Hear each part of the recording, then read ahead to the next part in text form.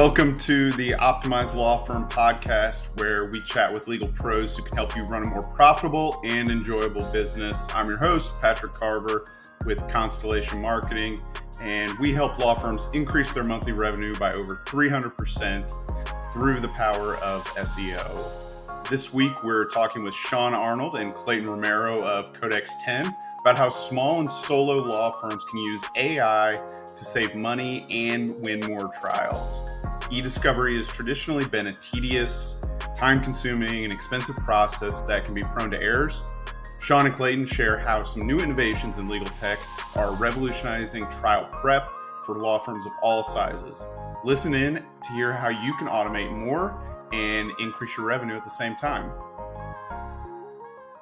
Tell folks a little bit more about what Codex 10 does. Sure. So Codex 10, in short, helps attorneys get through their document review process faster and more accurately in order to get to basically the rest of their caseload. As Shawn was talking about, this technology hasn't been available, nor have these workflows been touched in the last probably 10 years for the mid-size, boutique size, or smaller law firms, just because they haven't had the time, in short, right? These guys have a lot of plates to spin, and for the most part, they're pretty comfortable in the profit that they're making. The problem is that behind the scenes, data has been growing at an exponential rate, and the American bar and the U.S. government have been working very closely with each other, looking at not only the data landscape, but also the threat landscape and how these things are impacting consumers. So they've gotten very, very strict about how discovery has to be handled, how document review has to be handled, how client data has to be handled. And so that's really where we came in, as we go, look, you have to have this extraordinarily deep and esoteric knowledge of the industry and of the technology to do this properly. Attorneys don't typically have the time to go in and learn those things. They already have their own set of esoteric knowledge that they focus on. So to ask them to basically go in and get another degree isn't terribly reasonable while they're also practicing law. So we can come into a law firm and give them that expertise. It's very turnkey in that way. So any firm that needs that help, and they all do, they can come to us, and we handle everything from the evidence collection to the data handling, data storing that stuff. From a client standpoint, they no longer have to worry about the housekeeping. Where do these things live? Are they secure? Hey, did opposing counsel send me that thing? Did my client give it to me in the correct format? Invariably, the answer is no, they didn't.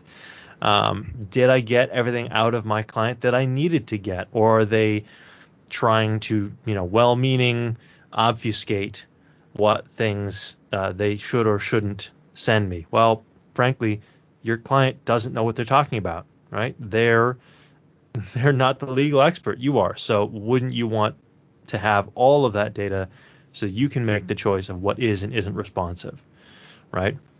Likewise, what is and isn't privileged. I got into an argument the other day. It's an argument, a heated discussion with one of our clients, talking about how privilege between he and his sibling. And I want you, that's not privileged communication. That's a whole other set of things that doesn't qualify. That's the kind of thing that attorneys are dealing with, is these clients who don't know any better, and we can come in and help them with that. Likewise, anytime that we get a client who then goes into any of their ESI orders, or where they're now starting to have these discussions with opposing counsel about their Rule 26, talking about how are we going to handle discovery, we come in and start giving them the translation, right? We do away with any of the confusion about, well, they're saying we need this in natural format versus native format, or we need to go through and send these things across in PDF versus not PDF. We help them understand all of the different restrictions and the impacts, the long-term impacts on why they would or wouldn't want something in a particular way, right? And you walk that line so that it is best for everyone involved, so that our clients are not giving away more information than they truly need to, while at the same time receiving the information that they actually want from opposing counsel. It is a real pain to have to go through a 7,000 page PDF and try and find individual records.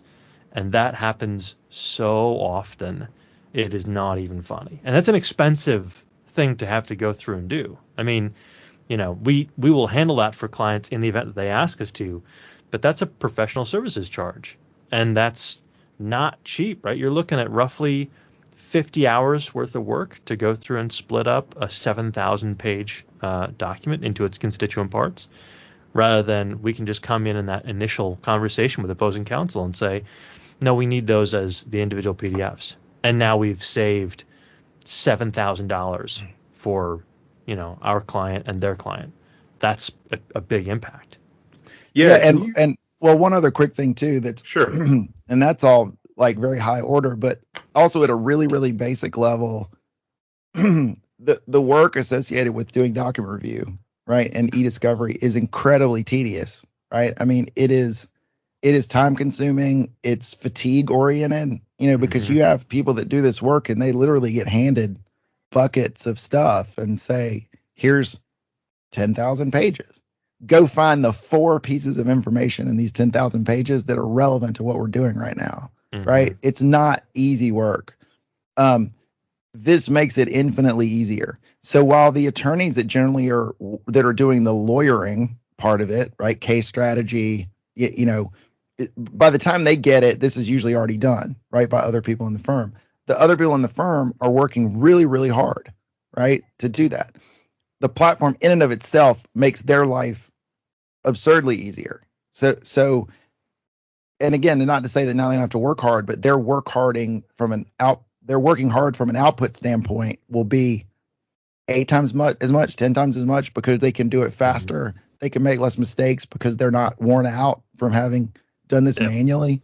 It's just it's an accelerator, right? It's like a catalyst. It's like throwing gasoline in, or putting an engine additive right into where it just speeds things up. The analogy I use all the time is if law firm's job is cutting down trees, they're in there swinging an axe, and they've done that for 50 years, and they've built a profitable firm, and everybody's doing really well swinging an axe. So sometimes it's really hard to go, well, I walk in with a chainsaw, right? And the initial thing is like, I don't know what that is. It looks neat, but I'm doing really good swinging an axe, right? And it's like, yeah, but if you could cut down 2 trees a day swinging an axe, what if you could cut down 20 trees a day with this chainsaw? Right? Like, doesn't that make more sense? And sometimes it's purely it. It's a people are working really, really hard to get this much output. And the tools and services make it to where they can get that for much easier, or work the same amount and be able to process infinitely more, not infinite, but a large multiple more amount of data. So it sounds like, from a layman's perspective on this, that you just have the ability to use software, automation, technology to cut down on what is traditionally a labor cost, right? And there are other benefits to it as well associated with that, which is something that we look for in our business. And I think law firms can benefit from it as well. Do you think that, I know you guys work with a lot of bigger firms, larger firms with big headcounts, huge discovery processes. Do you think this type of thing can help smaller law firms as well, and solo firms? Oh, hugely. Part of that is from a compliance point of view. These guys, the onesie twosie shops, the solo practitioners, I've got maybe 3 of my law firm buddies. We went out and we started a law firm. We got 15 staff now, and we're just handling cases as we can handle them. I don't have the money to hire a compliance person to help keep us in check and help avoid getting bar sanctions, getting the opposing counsel the ability, because we made a mistake we didn't know, we operated out of a portion of ignorance, and have opposing counsel now requiring us to pay attorney's fees. Now that's a risk for malpractice. That's a huge additional cost for my client. That's not good. Those small shops have an even bigger impact. And it's actually cool because, Shawn likes to say this technology is, sort of retreated to the field. You've come back to the field. The field has shrunk. I'm bad about the term. But in essence, it's become cheap enough that these solo practitioners can afford it. And it's allowing them to take a chunk out of a market that was traditionally only available to the big shops, right? Denton's has a massive multi-million-dollar budget for development and for coder. I mean, these people have software developers on staff to custom build tools to do these things. The guy who has his injury practice and he's got 5 staff doesn't have $1 million to throw at development. So having services like ours, having software like the platform we've specifically chosen is Everlaw, having platforms like that available to them gives them such a competitive advantage, both from a flow of work, but then also to expand their business and minimize their risk, which is really, really important.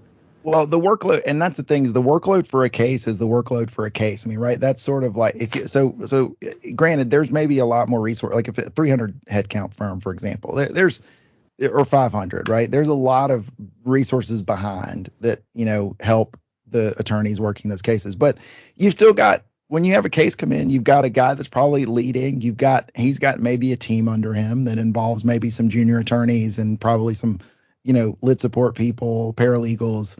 That structure exists, but the workload to process a case is kind of the workload to process a case. Now, the only caveat is sure, like if you're a firm that's going to take on a class action that's got, the class has got 50,000 people in it, that might be something that a little firm's just raw. But for the most part, a complex case, when we talk about complex litigation, meaning there's multiple custodians and parties, that can happen at a single shop level or at a big level, right? You could get a case that's got lots of people involved, and lots of data. So the thing really for us and the way we built the model this way is we actually had the small to mid-sized firm in mind, because the way that we've constructed the pricing around this and the way the cost is, it's very consumption oriented and very modular. So most technologies, there's this sort of get-in price, right? Which is where that hurts a lot of small firms. So back in the day, if you wanted to run a big, huge eDiscovery platform, it's like, well, I got to stand up servers and I got to have people to run it and I got to have tech people. And, it's going to be $250,000 just to even get in the door. Right. And then like, I can't do that. I got 2 attorneys, 5 attorneys. I'm not spending $250,000, $500,000 on this thing. I can't, right? It's not possible. Right. Our platform is cloud-based.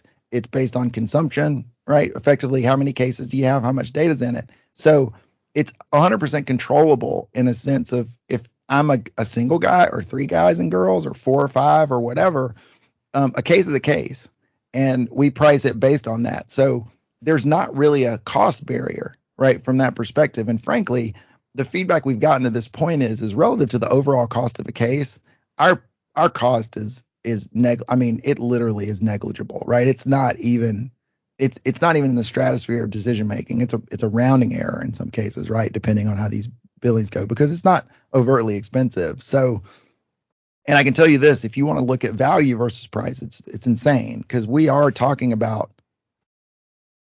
10 times faster, reducing the error rate by a factor of about 7, right? Like these are real numbers that we've got now from doing this for a minute, right? These are not pulled out of the air. Like it's literally 100-hour discovery in 10 minutes. I mean, 10 minutes in 10 hours. 100 errors on a case being more like 15, right? Those sorts of things. And for not having to spend a ton of money. I mean, honestly, the biggest thing that firms I think need to think about is most of the time I feel like the barrier for entry is 2 things. Number one, they've done things one way for a long, long time, and change is not, people don't like to change, especially if they've been successful with how they've done it. And just the idea of what that looks like from a change in process. standpoint. Mm-hmm. And it's weird. It's one of those things of like, it's hard to, we see the end result and it's very difficult in our mind to say, I understand why you're resistant to change. Most people are, but once you get comfortable and everything gets rolling, you're going to run at such a faster speed that you're going to look back and go, oh my gosh, why was I so resistant to making that change and innovating?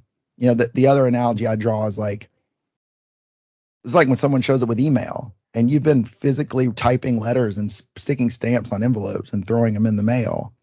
And then someone shows up and goes, hey, I've got this thing I can put on your PC where you can just type and hit send and it'll go where you want it to go. Mm-hmm. It's kind of like them going, I don't know. I've been writing letters my whole career. This seems a little silly. Right. And it's like, well, it does until you get it. And then you're like, oh my gosh, like this is great. Right. It takes me 10 seconds to message as opposed to 10 minutes and then X travel time and whatever it takes to get whatever. So, you know, it's very transformative at the workload level. And Yeah. I think it's also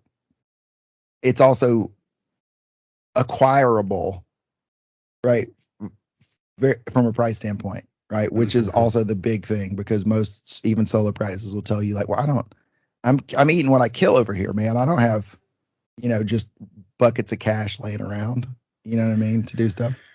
Yeah, but it sounds like you guys are doing something a little bit different than traditional eDiscovery or maybe what's been done in the past, where you're able to come in and do maybe that one big case that is going to require a ton of discovery within a firm. Even if it's a criminal firm, they do typically DWIs most often, but they occasionally get that death penalty case and or something like that. And this seems like a really good solution for that type of situation where you can get to know the tool. You guys kind of take them through it, set them up, and then they have this big hairy task that they have to go through thousands of documents. You can help expedite that. So even on kind of a case by case basis, it seems like there's a lot of value. Even if it's one big case a year, you're still able to save a ton of time, labor, reduce not have to bring people on or hire out discovery agents to come in and look at all of it. Yeah, it's actually one of those things that has been fun to get to show attorneys. Is actually had an attorney yesterday who he's been in the case for a little while now, and we're just talking about his production, and he goes, I don't know that I can go back to how I was doing it before after this. Well, I don't feel bad about that, to be totally honest, because how you're doing it before was bad. So, there's this moment that I think a lot of attorneys, once they've accepted the fact that, there's that initial barrier for entry of changing one's habits, once that barrier has been crossed, they don't know how to go back to how it was before, because it's so much, not only is it faster and less risk prone, but it's also more comfortable. They don't have to have all of the stuff that they traditionally have stored in their heads, and then every time that their staff comes to them and talks to them about a given thing, right? Take your point about a criminal case. Those things run day in and day out. Okay, so it could be 3 a.m. and you're trying to hit some deadline because, of course, you're trying to go through and review 12,000 records to save someone's life.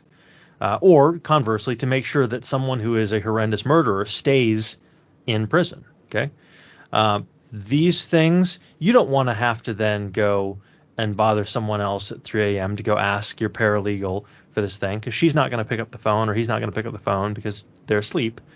You want to be able to have that evidence at your fingertips, and with tools like this, you can put all of that information that you've stored in your head, the case strategy, the task delegation, all of your thought processes, they go into tools like this. Using workflows that we've built, we're helping you through those from a case strategy standpoint. Best practices that we know work across various types of cases, various types of industries.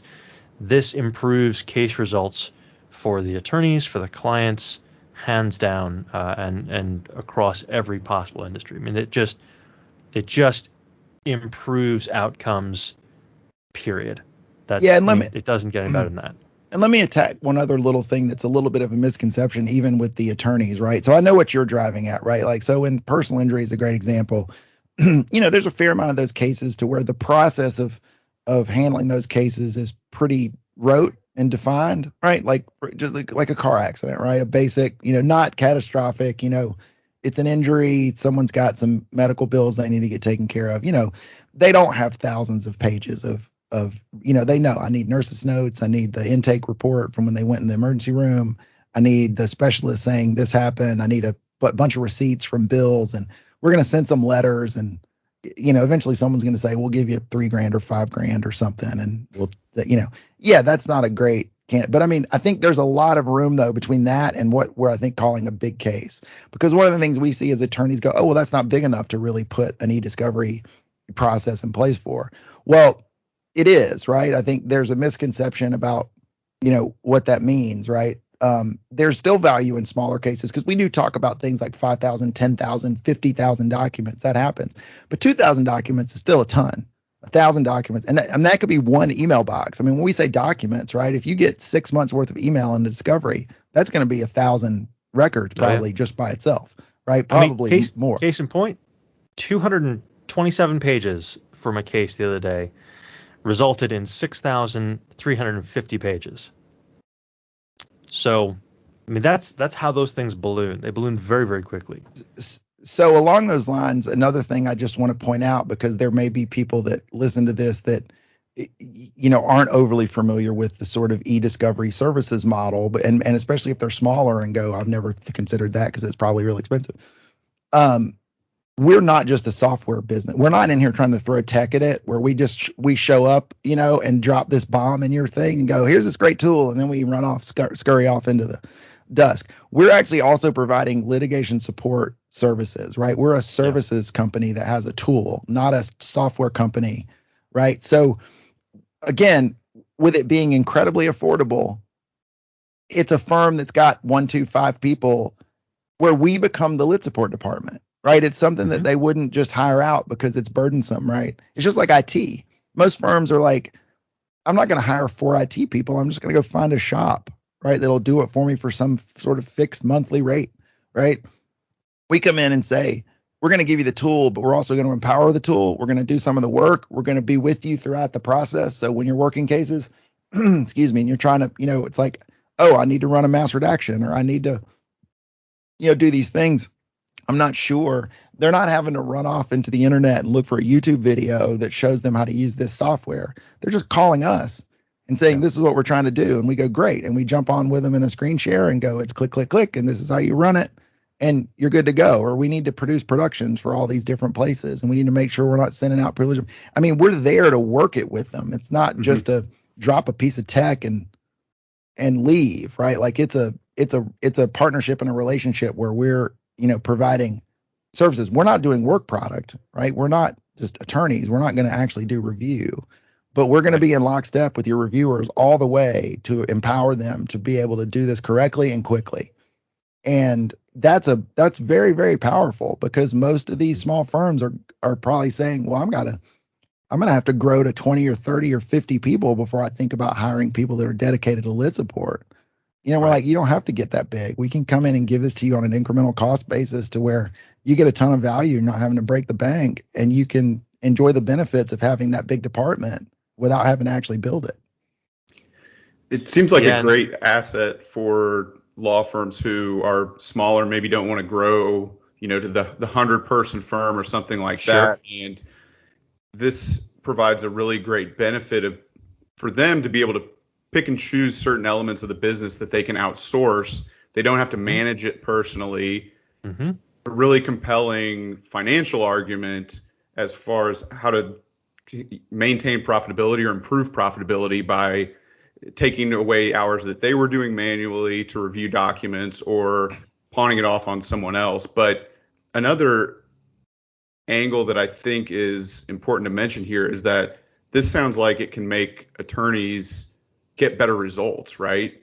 By the accuracy component of having a system do it versus a person relying on whoever you could find at that time, at that that rate to be going through all the documents. But now this is kind of another way that law firms can make more money, charge more for cases, because they have insights, they have tools in their tool belt that are better than the opposing counsel, which ultimately comes back as who's the best DUI guy in town, who's the best PI guy in town, right? So I think that's really a cool part of this as well. Yeah, I think there's go ahead. I was going to say, I think the financial model, what's interesting in legal is that it applies in two different directions, because if you effectively got two different kinds, right, of it. So let's look at, if you got the defense side and you've got like the plaintiff side, right? So it's valuable both directions. So in the plaintiff side or in the defense side, that's usually hourly billing. There's not really contingency. I mean, sometimes, but it's not really contingency work, right? It's like they work for a company.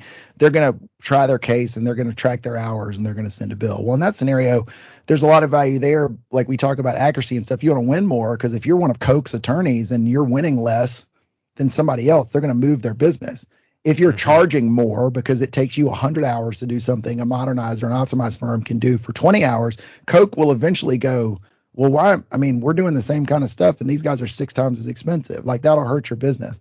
On the plaintiff side, that's actually really right, because those guys, right, they only make money if they win, right? Like, they're operating in a contingency environment.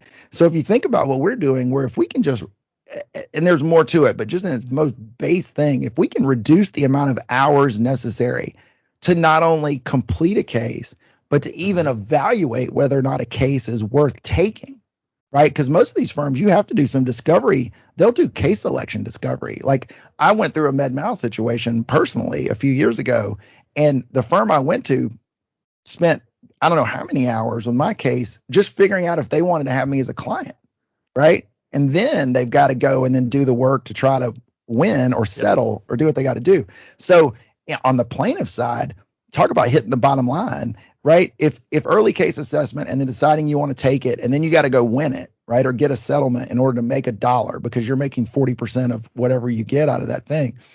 If all of the hours you have to put in advance of that settlement, you can take from 500 hours to 50 hours or 100 hours, the settlement's the settlement. That case is going to be $1 million, $100,000, and you're going to make 40 grand or 400 grand or whatever.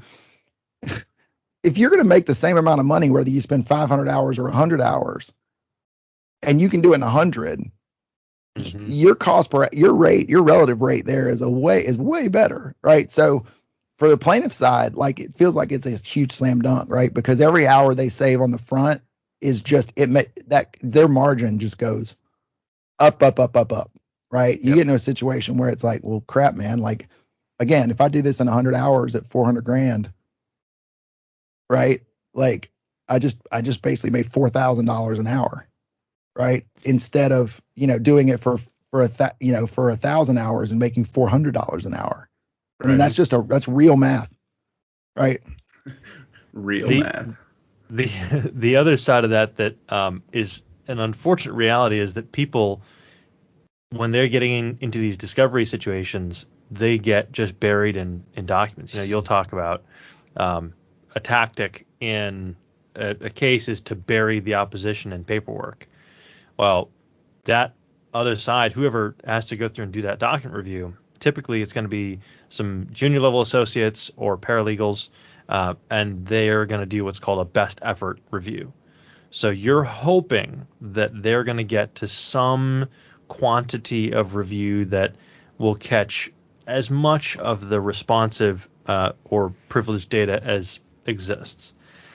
And then they're going to send it off, and they're going to hope that no one on the opposite side sees something they shouldn't see and then says something about it so they can, enact some kind of a clawback, or that they're going to find, the smoke and guns, as it were.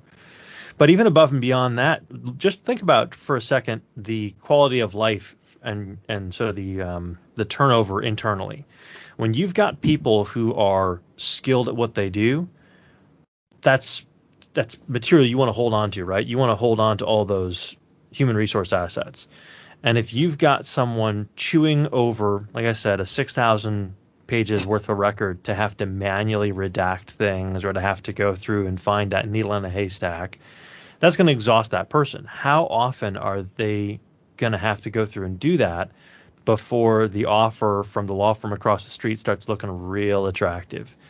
Because regardless of whether or not they're going to look at the same exact stuff or have the same kind of workflows, it's over there and the grass is always greener on the other side. So when you're employing workflows like we do, and when you're employing tools like we have, your likelihood of holding on to valuable staff is so much better. So you're going to have that much better quality of life for your staff. You're going to hold on to talent so much more. And more than that, you don't have to hire a ton more people to handle additional workload or to handle the existing workload you have in a more achievable time frame. What is happening so often in the industry right now is law firms are seeing consolidation happen, not only internally, but also for their clients. Their clients, especially who are businesses and are looking for specialists, are trying to shrink the pool of vendors they use, shrink the number of attorneys they use. And if you can handle a case and show your client on a scorecard or whatever, we handle your cases faster, we settle them for less, or we get you better results in your things, well, then you're going to get a bigger piece of the overall market. And that's a good thing for everyone involved. Well, and also around it too, and this is more for the growing firm and the mid firm, is attracting talent. This is, thing I remember too now is this is the kind of stuff where law schools around the country are starting to have these tools in the teaching environment, right? So now, and I've had this conversation with people to say that they're putting in eDiscovery just because they're trying to hire good attorneys and people coming out of law school, and they'll come in and go, well, what do you use? And they go, we don't use anything. We put you in, if you're going to be doing this work, like early level associate type work, you're doing it manually. And they're like, wait a second. Here's a legal pad and a pen. I just came out of law school where I have access to all these incredible tools, right? Like this is where like LexisNexis and Westlaw really went, their strategy. They got into law schools and research went from legal libraries to online. And, firms that didn't do that, somebody got and said, wait a second, you want me to go just in here and look through books? And then this other firm's over here is more modern, and I can have a soft, platform. So if you're trying to hire young attorneys, this can help. But also, the other thing I was going to say that I think really along these lines that is also impactful is just the idea that, outside of the retention of employees, and how they're sort of plying their trade, is that even in a small shop, where maybe they don't have staff that's doing this stuff for them. Maybe the guy or gal that's trying the case is doing this work because they're only 4 people.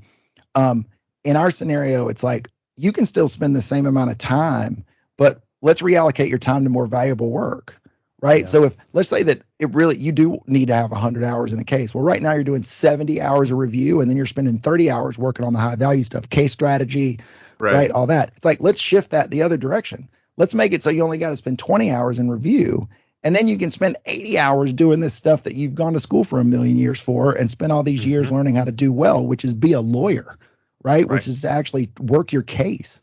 So even in that scenario with a small shop, they might not be passing this off to some paralegal. It may be them, right? So it's like, wouldn't they rather just spend minimum time on that so they can then spend more time doing the high end, like legal mental work than the, front side breakdown work, that's a lot more. I mean, again, like it's example, if you're a general contractor, like, wouldn't you rather spend all your time building the house and less time like chopping down trees, right? Like right now it's flipped the other direction. You're spending all this time chopping down trees, and you have to rush to build the house.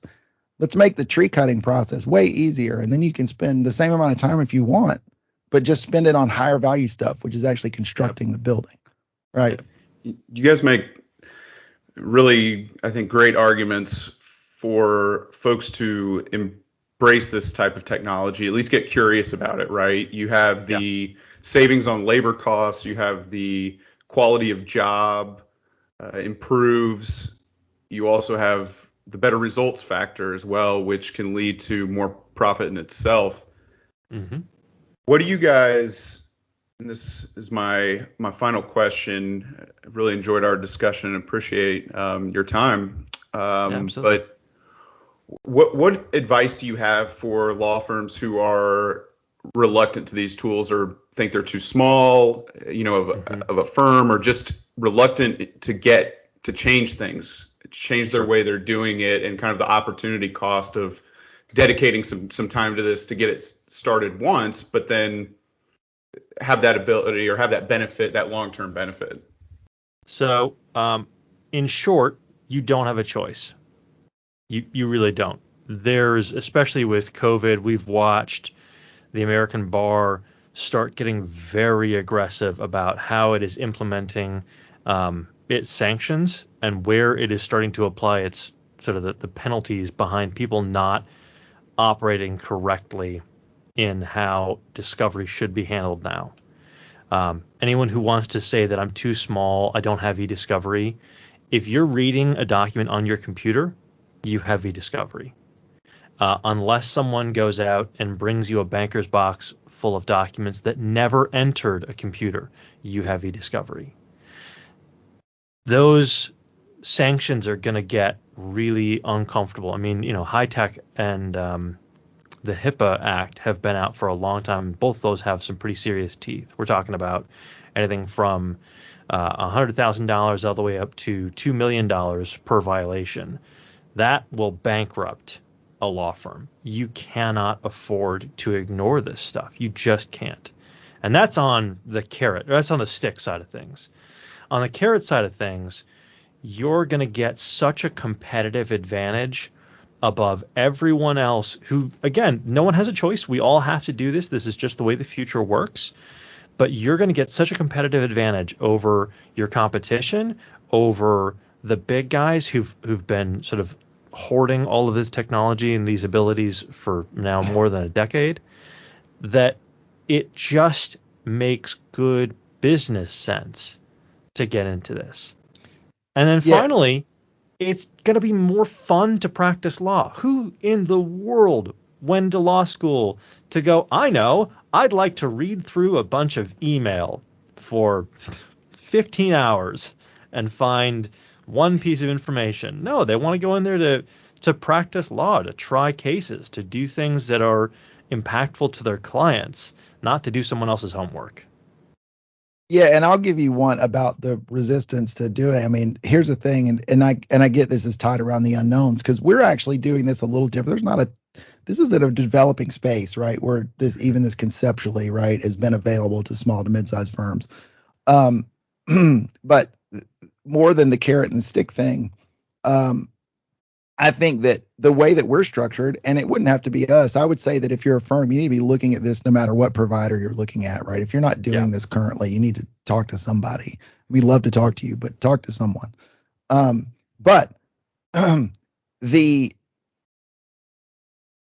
We can come in and do a case, right? Like that's the thing. It doesn't have to be this, and that's what's very different from the way our platform is set up and our services are set up. So like document management, which is a huge, now that's almost ubiquitous in legal. It used to not be. Like iManage and NetDocs and WorldDocs and these platforms that just did document management for their IP, their internal docs. That used to be a luxury product. Now everybody's got them. Like you almost can't do your work without it, right? So, but in order to do that, you got to put the whole firm in, you got to move everything over. It's a massive undertaking. We could literally come in and say, in one practice area and one case, and go, give us one case, right? The cost is going to be incremental. It's not like there's this, there's a get in price of 50 grand. It's like, nah, you could actually field test it, right? We'll actually come in, and there's two ways we can do that. Three ways, really. We could come in and you say, I get it. Let's do a net new case. I got a new one starting next week. Let's get set up. Let's get everything together. Let's run through some training. Let's put the discovery in and start from scratch. We do that. The other thing is we can come in mid-case where they're in the middle of something and say, I've got to do something right now, like run a big redaction or break down a big PDF or do something. We can take a copy of the data and show you in that scenario what we can do versus how you're doing it manually. And that's always like turning on a flashlight because, generally we do that and they're like, holy crap, like I just spent 50 hours doing that and you did it in 2 hours, right? I mean, that's not an exaggeration. We had that happen not too long ago where a guy just did something and said, well, you guys try to do this. And we ran the whole thing through and we produced the bits of information he wanted in about 2 hours. And he had spent 40, 50 hours working on it manually. Or we can do, and we try not to do as many of these, which is just a raw test case, which is we take something that's not active, right, and put it in and just run it outside the framework of normal and do so. We're not going to probably do that in full flesh mode. That's going to be a little more, theoretical, where we're not going to actually get deep, but it's enough to where we can take some data and show you. And we've got demo data we can just show people as well if they don't really want to. But you can come in on one case and just give it and then if you want to expand into the firm, that's just as easy. We just start running more cases. So yep. I think the big thing is there's very little barrier to entry from a price standpoint, really, or a time standpoint, because we can come in very small. I mean, and we believe in what we do. So we're not trying to grab people up and say, sell the whole firm. I know if someone runs a case, they're going to start doing every case. We haven't even, we've never seen we have yet to have a single customer start using us and then use us less. It just doesn't happen because there's so much value in it. So, it's like, if you're worried about price and cost, it's like, let's just do one, very low risk, financially, time, all that. And then we can show you the value. It's not like it takes, and then this is not, your industry, right? In the SEO and that sort of stuff. I mean, that's a longer tail, right? Like that requires a pretty long, you can't just go do that and in 2 weeks you sort of see results. And it's an important commitment people should make, right? But it takes longer. Appreciate that plug. But it takes, it just takes, it takes a little longer to see results. Like we load up a case, we can start producing results like tomorrow, right? Like literally. Right? Like, tell us what you're doing. Give us a minute to get the data in and get some things set up on our side. And we can actually show you value right now. So, and that's not typical of most businesses. Most of the time it takes a while, right, to start to actually realize some value from an investment. Our tail on realizing value is very short. And then if they don't see value, then, they're out, some nominal amount of money and they've moved on. Yeah. But we've never had that happen. We've never had somebody do it and go, I don't really see how this is helpful. And a thing we actually haven't talked about at all, and is a little bit esoteric, and is a huge differentiator between what we do and what the rest of the market does. Because you can get out there and find guys who will do consultative eDiscovery stuff. We're pioneers in what's called law firm informatics. We're basically taking all of the data that a law firm has and all their case information, all of their billing information, pursuant to the cases that they try with us. And we're giving them back information about that. How efficient are you? Who is your best reviewer? Who's your most profitable client? You may have a client who you think is really profitable because they're really noisy. And in reality, they're costing you money because every case that you try with them, you lose money on. How many cases are you writing off administrative tasks that now you aren't anymore? In fact, we've even got a calculator on our website for anyone who wants to go through and check to see how much of an impact you can have for this kind of a tool. And we'll give you a report back right there based on just the information you provide us. Hey, here's how much of an impact this kind of a tool, our kind of services can have on you. So really, really interesting, very cutting edge stuff. I mean, for anyone who doesn't believe that this is the next wave of how law is going to be practiced, just wait 5 years and you're either not going to be in business or your competitors are going to be outstripped by 3 or 4 times. Right.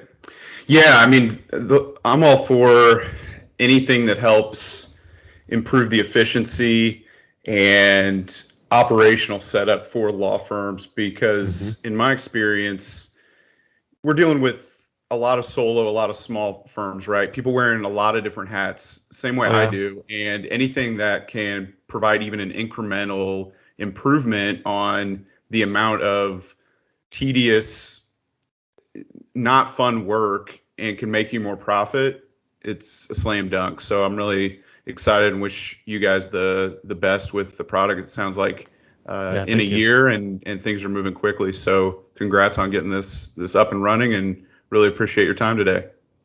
Yeah, I appreciate it. Thanks, man. Same to you. Like, it's really fun, and we're I think we're entrepreneurs, but also sort of that consultants in nature. And I mean, the real, it much like, again, in your business, like when you start to see those value results, it's very gratifying. I mean, it's very gratifying the work we do because we see the impact, and it's not this gaseous cloud that's hard to. It's like, right, boom, like we've got, like, here it is. This is what you committed to do, and this is what you got out of it. I mean, and there's not a lot of businesses where you get to do that, where you can literally point at it and go, I can show you exactly how you drove value right here. So it's really fun for us, and when we really enjoy it. That is it for this week. I want to thank Shawn and Clayton for graciously giving us their time and sharing some really cool information. So I hope you got a lot out of it, and stay tuned for more episodes. Thanks again.